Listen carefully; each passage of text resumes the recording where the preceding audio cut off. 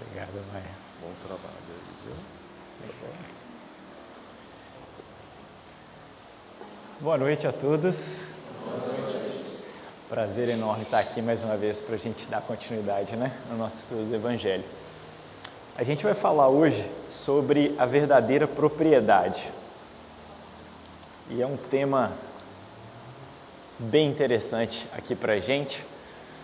E eu vou começar lendo um pequeno trecho extraído então desse capítulo. Tem alguém aqui vindo pela primeira vez na Casa Espírita? Bem-vindos, sejam muito bem-vindos, tá? Já são espíritas? Não. Sou. Tá bom, bem-vindos. Tá joia. Então aqui, esse trechinho está dentro do capítulo 16, onde vai falar sobre a forma da gente lidar com as riquezas, com a matéria, Então esse capítulo ele é bem dedicado a isso. E aí logo no começo aqui do item 9 ele fala assim: o ser humano só realmente possui aquilo que pode levar deste mundo. O que ele possui então? Nada do que é útil ao corpo, tudo que é útil à alma. E aí vamos tentar refletir um pouquinho em cima desses trechos que já dão muito pano para a manga para a gente, Porque quando a gente está aqui e quando a gente chega nas experiências terrestres, a matéria absorve a gente bem rápido. E aí a gente inverte um pouco na nossa cabeça a lógica real de tudo. A gente começa a achar que nós somos seres aqui materiais e uma das áreas da nossa vida que a gente de vez em quando tem que dar uma olhadinha é a área espiritual, E aí, rezando um Pai Nosso, antes de dormir, de vez em quando, rapidão, Estou cuidando da parte espiritual. Mas não, A verdade é que nós somos seres espirituais em um estágio temporário na matéria. Então a lógica é toda invertida. O que é o principal é o espírito. E a matéria que está aqui agora à nossa disposição, ela serve à evolução do espírito. Esse é o objetivo dela. E é para isso que a gente está aqui, com a matéria à nossa disposição. Então esse corpo, tudo mais que a gente tem, é para ajudar a gente a desenvolver o espírito, o lado espiritual. E aí nesse capítulo então os espíritos vêm nos esclarecer que daqui a pouquinho, e chega rápido, a gente vai estar deixando essa experiência terrestre. E aí quando a gente estiver voltando, vai ser quase igual quando a gente veio para cá, para a Austrália.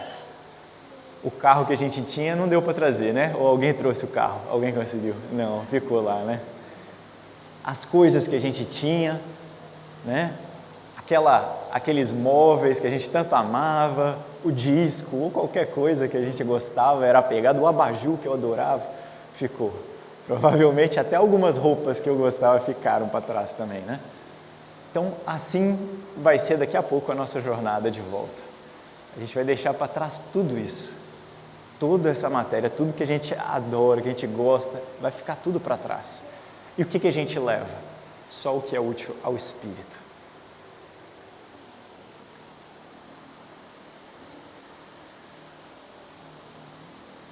Tem uma parábola que ela conta que essa mãe, ela tinha uma criança pequena, um bebê, e aí o bebê estava num cesto, E ela estava numa situação muito complicada, materialmente falando, estava muito complicado para ela.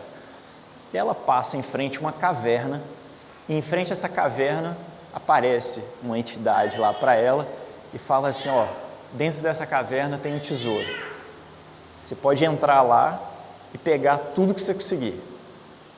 Mas, depois de 15 minutos, essa caverna vai fechar. E uma vez que ela fechar, ela nunca mais vai abrir. Então, não esqueça do principal. Aí a mãe, fica toda animada, feliz mesmo, E entra na caverna. Quando ela entra, ela se depara com uma montanha de ouro. Sabe aquelas histórias de dragão que a gente ouve, Aquele negócio, aquele mundaréu de ouro. Então, aquele monte de ouro, tesouro, joias preciosas, de tudo que é jeito. E ela vai e começa a catar aquilo ali tudo. Né? Ela fala, 15 minutos vai passar rápido. E ela vai colocando tudo, né? Que ela consegue na roupa e tal, e vai lá para frente, joga um pouco de tesoura e volta para pegar mais dinheiro, né? E aí depois que ela está saindo assim com a última remessa ali que ela está conseguindo carregar de tesouro, aí falou, o tempo acabou, e aí fecha a caverna. E quando a caverna fecha, aí que ela lembra que ela botou a cestinha do bebê lá do lado para conseguir pegar mais ouro, e agora fechou a caverna e o bebê está lá dentro. Ela fica desesperada, porque aquele ouro agora passou a valer zero, nada, porque o principal ficou lá dentro. E o Espírito tinha falado para ela, não se esqueça do principal. É uma analogia dura, né? Que a gente fica chocado, mas a intenção é um pouco essa, porque é o que a gente muitas vezes faz aqui. A gente esquece o bebê dentro da caverna, porque a gente entra na vida material e aí a gente começa a se preocupar tanto com a matéria, tanto com as coisas materiais, que a gente vai esquecendo, o tempo vai passando. A caverna vai fechar no túmulo nosso, porque já a gente vai desencarnar. É rápido, uma encarnação passa muito rápido. A gente já viveu várias encarnações, muitas e muitas vidas antes dessa daqui. E os Espíritos nos relatam que a gente progride pouco numa encarnação, porque a gente esquece o que a gente veio fazer. Antes da gente entrar nessa encarnação que a gente está agora, a gente fez um monte de plano, um monte de promessa.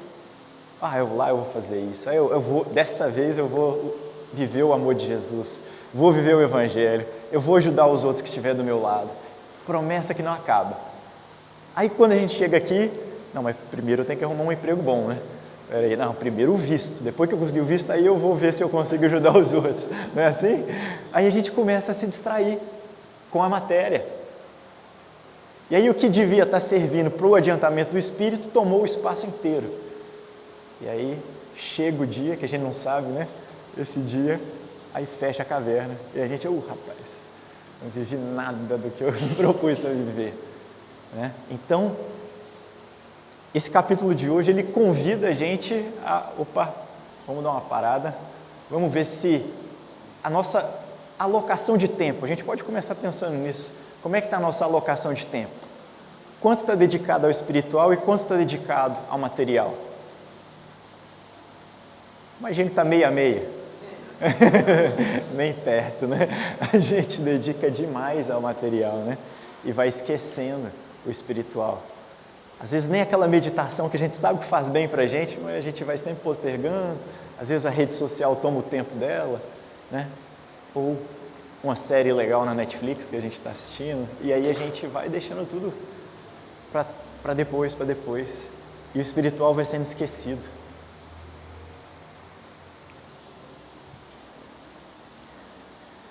Acontece que cada experiência que a gente tem aqui é uma oportunidade. De novo, a matéria está aqui para servir o espírito. A gente não está aqui à toa. A gente está aqui porque aqui é o melhor lugar para o nosso atual estágio evolutivo.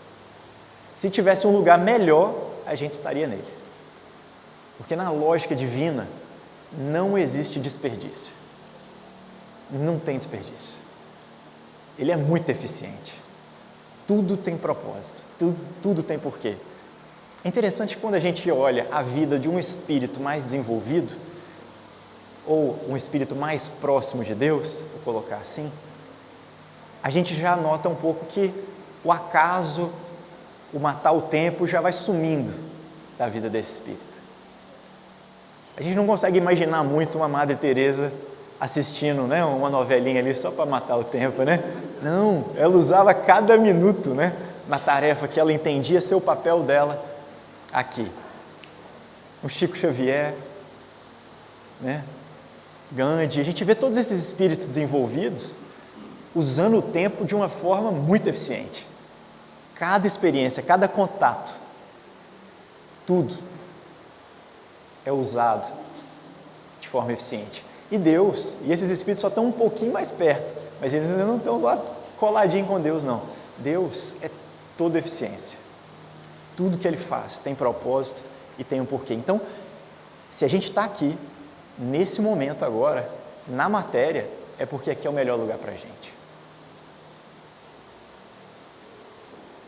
E cada experiência que a gente passa aqui, tudo que vem para a gente, é matéria-prima para a gente se desenvolver, para a gente desenvolver o espírito.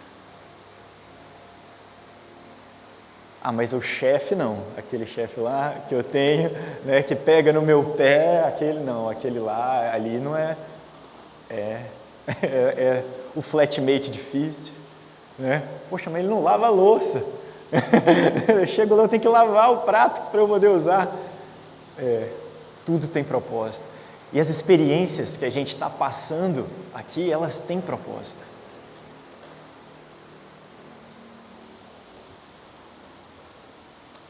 Agora, se a gente está aqui para desenvolver o espírito, se a matéria é que serve o espírito, e cada experiência que acontece com a gente tem algum propósito, como é que a gente faz então para desenvolver esse espírito?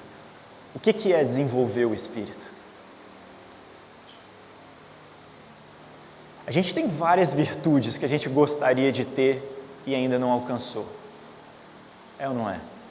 Ou alguém aqui já está bem satisfeito? Não, eu estou a passeio aqui, só exercendo aqui as virtudes. A gente tem várias dessas virtudes que a gente ainda não tem, né? E gostaria de ter.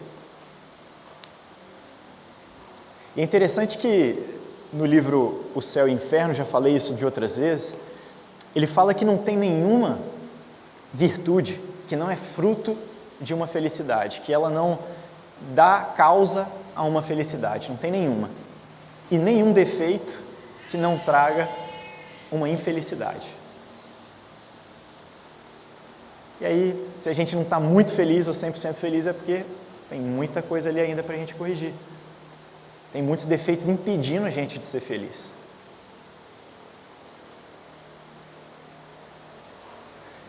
E quando a gente tem essas virtudes desenvolvidas, a gente consegue atingir, então, um jeito melhor de viver, um jeito melhor de se relacionar. Uma pessoa que tem muitas virtudes desenvolvidas, ela é uma pessoa fácil de se relacionar. É aquela pessoa que todo mundo gosta de conviver, aquela pessoa que todo mundo gosta de conversar, aquele colega de trabalho que a gente gosta de falar.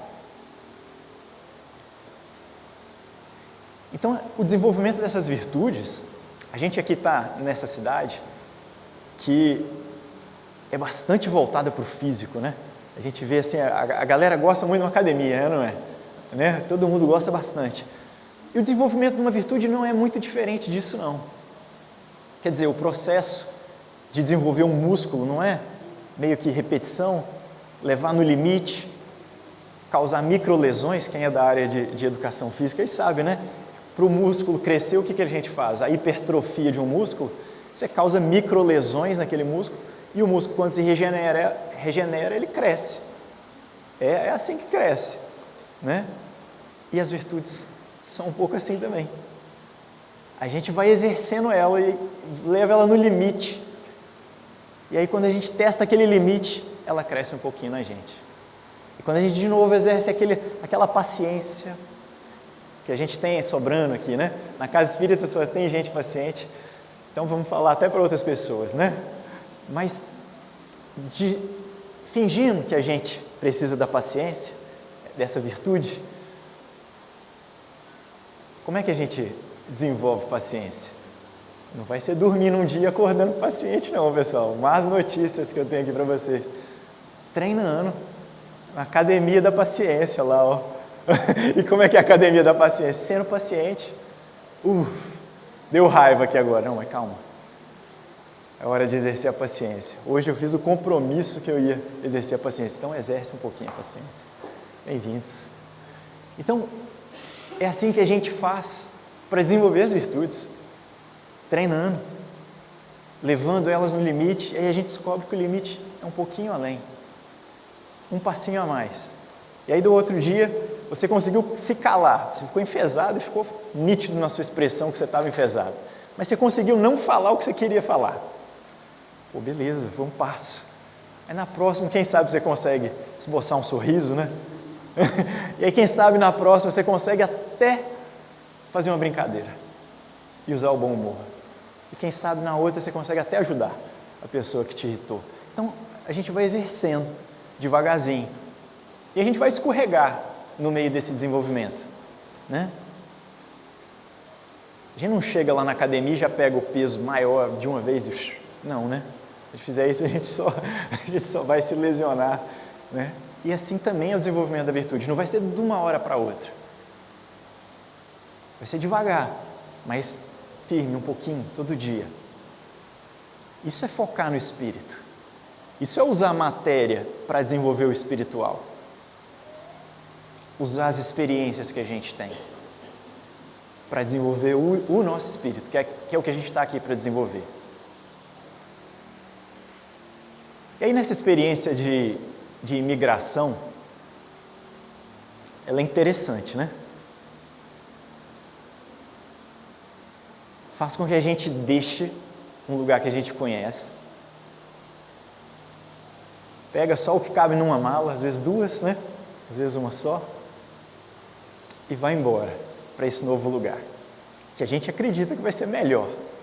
E aí quando a gente chega lá, a gente vê um monte de coisa que é legal, né? Quando a gente chegou aqui, a gente viu um monte de coisa que é legal, mas a gente viu um monte de coisa difícil também.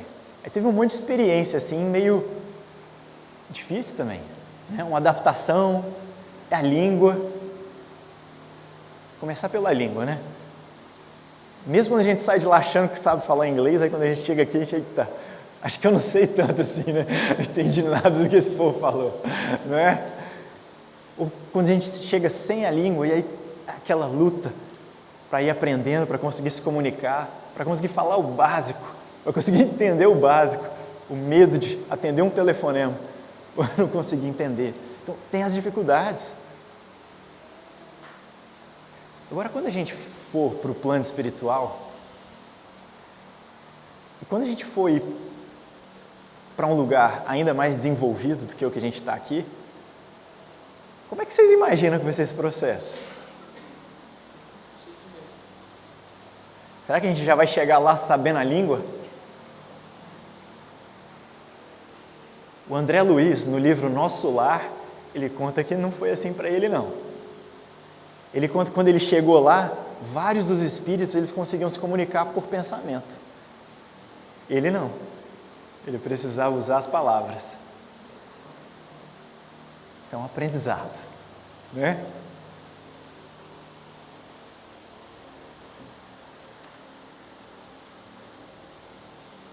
Tem os costumes também.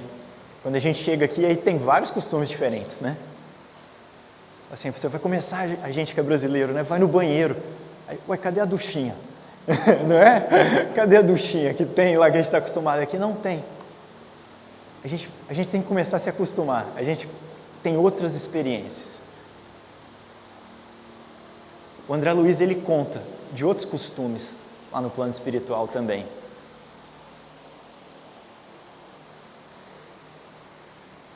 Ele conta de outros meios de transporte.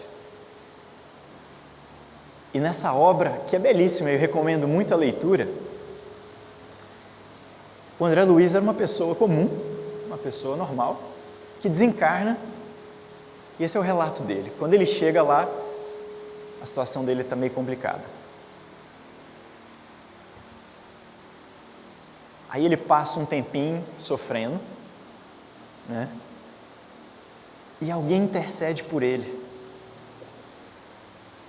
E aí ele recebe uma ajuda, um amparo.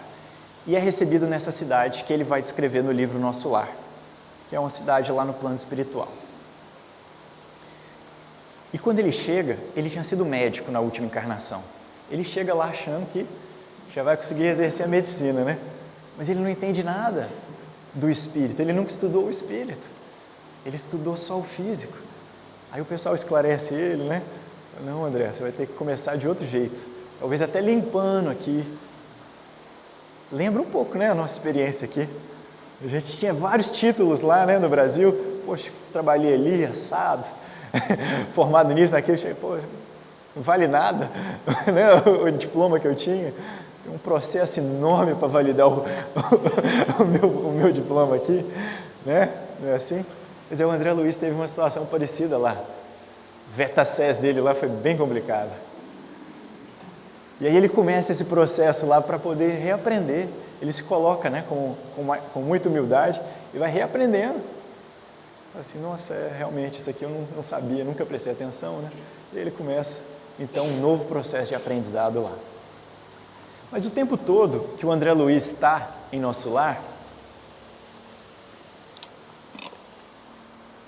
ele está porque alguém intercedeu por ele. E foi a mãe dele, que não teve nenhum título na encarnação aqui. Ela era só a mãe do André Luiz, né? Como muitas mulheres da época dela. E era um espírito que estava num lugar que o André Luiz não conseguia nem acessar, quando chegou do lado de lá. E ela intercedeu por ele, e aí, porque ela tinha méritos espirituais suficientes, o André Luiz foi amparado em nosso lar. Mas com um visto temporário lá. Ele tinha um visto temporário. E ele queria, né, vir para a terra de novo, para poder ver o pessoal dele, né? Cadê minha esposa que ficou, né? Meus filhos. E o pessoal falou, não, André, você ainda não está na hora. E ele ficou lá, trabalhando, né? Mas toda hora ele perguntava, não, ainda não, André. E foi passando o tempo, até que chegou um momento que ele recebeu a autorização. Ó, agora a gente vai poder ir lá na terra, você vai visitar. Mas você vai ter que lembrar de tudo que você aprendeu aqui, André. De todo o trabalho, de toda a orientação que você recebeu dos mentores. E aí quando o André chega, primeiro já tinham passado muitos anos, só no umbral ele ficou um tempão. Depois na cidade espiritual, mais um bom tempo até ter essa autorização. E aí quando ele chega, ele estava com aquela saudade da esposa, como se fosse só alguns dias que ele não visse, né? Quando ele chega, ela já está casada com outra pessoa. E a pessoa que ela casou está lá, ocupando o lugar que era dele, na casa que era dele, cuidando dos filhos e educando como se fossem os filhos dele. E aí ele é tomado de um ciúme danado. E aí é difícil. Aí é a batalha espiritual dele. Ele primeiro quer chutar o balde, ele vê aquele caos dentro de casa, um monte de espírito lá dentro, atrapalhando o convívio da família, né? Aquela pessoa que ele morre de ciúme, que está no lugar dele lá agora, com a esposa dele, cuidando dos filhos dele. Só que aí ele vai lembrando do que ele aprendeu, ele vai lembrando de cada espírito que ele atendeu, de cada vez que foram paciente com ele lá, em nosso lar, que ele não entendia, fazia as pataquadas dele lá, mas o pessoal dava amor para ele. Aí ele vai lembrando disso. E aí ele decide mudar algo na cabeça dele, que é uma perspectiva, que é o convite para a gente aqui nessa noite também. É uma mudança de perspectiva. A ideia de olhar o material como a fonte de ensino para o espiritual é uma mudança de perspectiva, que é capaz de mudar tudo, mas é só uma mudança de perspectiva. E aí o André Luiz, ele muda a perspectiva e ele fala, ao invés de eu ver ali então, na esposa, a esposa, no novo marido dela, alguém que está roubando o lugar dele no lar, ele decide vê-los como irmãos. São irmãos de jornada espiritual. Eu tive o meu tempo lá com eles, mas o meu tempo já acabou. E o que eu consigo fazer agora por eles, talvez seja ajudar e amenizar essa situação aqui. E aí ele volta para dentro de casa, daquele caos lá, engole esse orgulho, muda essa perspectiva e começa a fazer uma prece pelo novo marido da esposa dele. Ele tenta ajudar e ele não consegue. Aí ele faz uma prece, se ligando em pensamento, com uma amiga que ele fez lá em nosso lar, trabalhando junto com ela, a Narcisa. E por 20 minutos nessa prece, ele perde até a noção do tempo, e aí ele relata que sente o toque dela do lado dele. Ela fala, eu ouvi sua prece, André.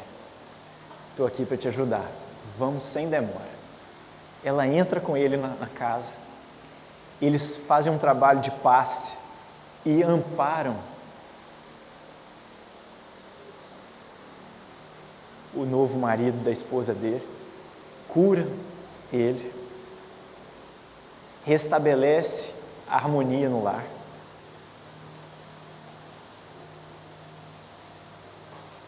E depois eles vão embora. E o André Luiz, ele relata que depois disso, ele já se sentiu muito mais leve. Leve ao ponto de conseguir se deslocar como outros espíritos da colônia se deslocavam. Sem a necessidade mais de andar. Então ele consegue fazer o que os espíritos lá chamam de volitar. Então o espírito ele já se move com a vontade, não mais com a matéria. Ele fala que só isso, depois que ele virou essa chave, ele consegue passar a fazer isso. E aí ele usa a licença, que ele estava de férias do trabalho dele, que ele tinha conquistado isso aí nas férias dele. Aí ele usa a licença dele para ficar indo todos os dias lá, visitar o lar, o antigo lar terrestre, e continuar amparando os espíritos que estavam lá. E quando ele faz isso, quando termina as férias dele, aí ele agora tem que voltar para trabalhar, ele relata que tinham vários espíritos, mais de 200 espíritos estavam lá, esperando por ele, como numa festa espiritual. E aí o ministro que foi lá resgatar ele quando ele estava mal e que recebeu, e que era o espírito que estava tutelando ele, né?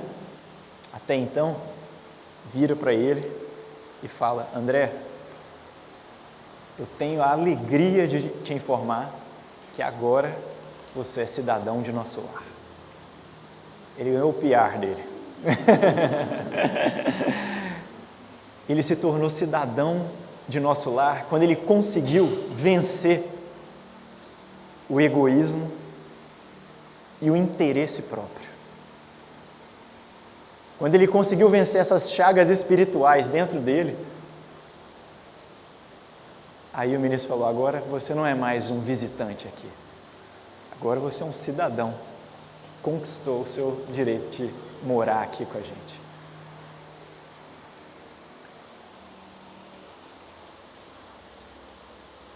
Então, essa analogia, né?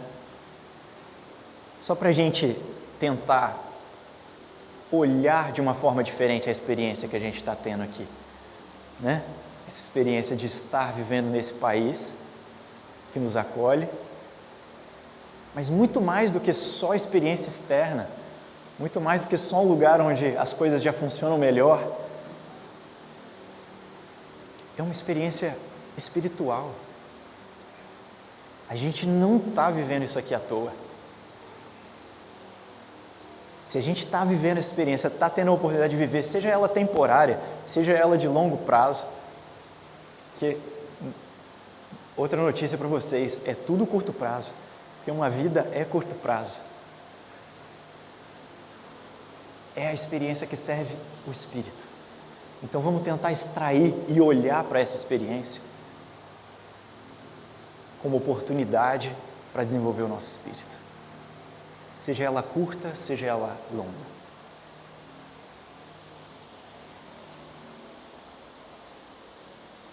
Esse então é um pouco do recado, do convite, né? Que a gente gostaria de trazer nessa noite.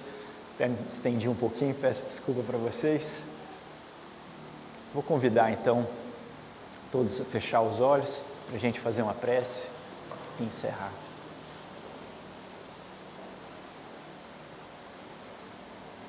Busquemos mais uma vez a presença do Mestre Jesus. Querido e amado Mestre,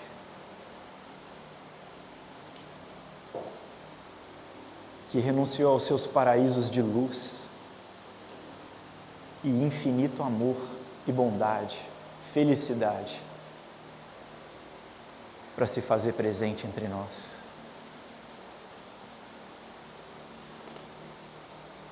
Apresentando, não como uma carta, como um livro, mas como uma obra viva,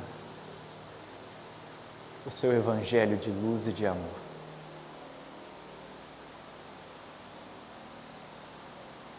E que essas letras luminosas que o amado Mestre escreveu em cada ato, em cada gesto, em cada palavra, possam se converter no nosso guia, no nosso mapa, no nosso roteiro de iluminação interior. Que possamos fazer a nossa luz interna brilhar, porque é para o amor que fomos criados.